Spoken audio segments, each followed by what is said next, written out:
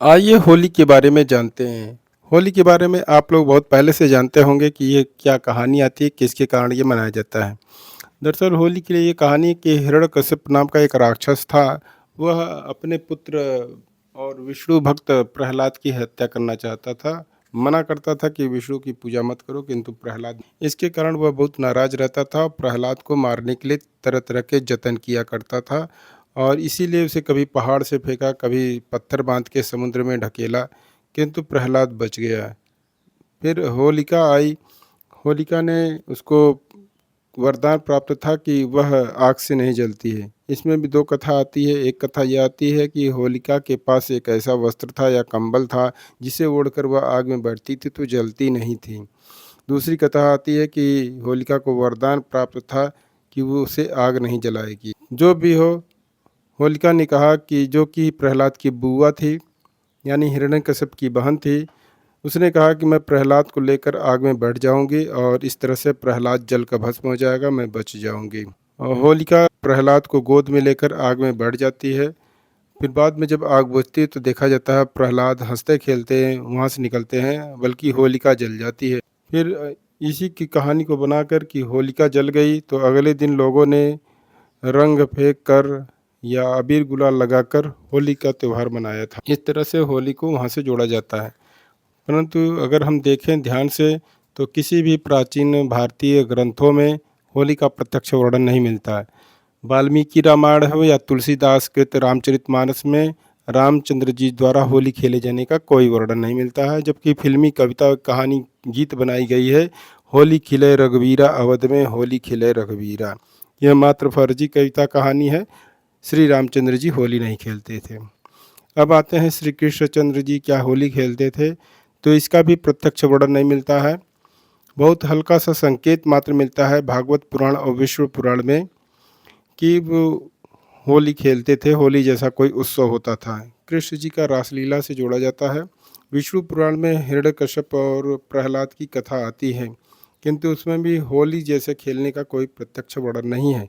इस तरह से कहा जा सकता है कि ब्राह्मणों की किसी भी प्राचीन किताब में होली का जिक्र नहीं मिलता। फाल्गुन पूर्णिमा की पूर्व संध्या पर स्त्री जलाने जाने यानी काल्पनिक हिरण्यकश्यप की बहन होलिका दहन पर सेलिब्रेट करने की कहानी वस्तुतः अंग्रेजों के समय गढ़ी गई है। होली दरअसल बुद्ध की अस्थियां साल के अंतिम पूर्णिमा के दिन महाबोधि बोध गया में प्रदर्शित की जाती थी, जिसे देखने के लिए पूरे भारत से लोग आते थे। इस दिन महिलाएं आग जलाकर गांव से बाहर फेंक देती थी और ये सेलिब्रेशन बुद्धिस्ट कैलेंडर के अनुसार मनाया जाता था। इस रेफरेंस के लिए किताबें ह्यून सेंग की भारत यात्रा और अल्बरुनी की भारत यात्रा को देखा जा सकता है। बुद्धिज्म में फाल्गुन पूर्णिमा इसलिए भी खास है क्योंकि इस दिन शिल्पकलाएं इस तरह से डिजाइन की जाती थी कि बुद्ध की अस्थियां हो या बुद्ध की मूर्ति, उस पर नेचुरल लाइट इस तरह से पड़ती थी कि वे जगमग हो जाती थी और देखने के लिए अद्भुत नज़ारा पैदा करती थी। लोग इसे बुद्ध का चमत्कार मानकर सेलिब्रेट करते थे। इस तरह से कहा जा सकता है कि ये जो पर्व है, उत्सव है, बुद्धिस्ट के ही पर्वों का अलग अलग कहानी बनाकर हिंदूकरण किया गया है। इसलिए उनकी किसी भी पुरानी किताब में फाल्गुन पूर्णिमा में होलिका को जलाकर सेलिब्रेट करने का जिक्र नहीं मिलता। हाँ, स्त्री जलाने का सबूत उनकी किताबों में भर भर के मिलता है, जिससे सती प्रथा का महिमा मंडन हो। इसका बुद्धिस्ट कैलेंडर फाल्गुन पूर्णिमा से कुछ भी लेना देना नहीं है। भविष्य पुराण जिसकी किताब खुलते ही मिलावट का रोना रोने लगते हैं, क्योंकि अकबर से लेकर अंग्रेज़ों तक इन्होंने अपना हितैषी भाई घोषित कर रखा है। इसमें फाल्गुन पूर्णिमा का जिक्र तो करते हैं, लेकिन ये होलिका जलाने का कोई वर्णन नहीं मिलता, बल्कि ढूंढा राक्षसी को भगाने का जिक्र मिलता है। ऐसे में पूरी तरह से साफ है कि फाल्गुन पूर्णिमा पूरी तरह से बुद्धिज्म है। उसका ब्राह्मणीकरण करके स्त्री जलाने की फेक कथा को जोड़कर सबको भ्रमित किया गया है। 17वीं शताब्दी में होली का जिक्र मिलता है, लेकिन सिर्फ शूद्रों के साथ।